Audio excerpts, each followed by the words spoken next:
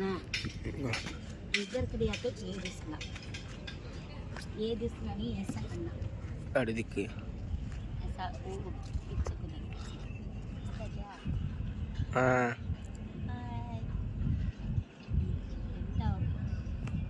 தமிழக வெற்றி கழகத்தின் 2வது மாநில வெற்றி மாநில மாநாடு மதுரை மண்ணில் நடக்கப் போகிறது.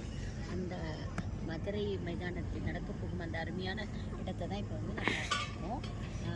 நம்ம தலைவர் அவர்கள் வந்து ரேம்ப் வாக் நடக்கிறதுக்காக அந்த வீடு பண்ணிட்டுருக்காங்க.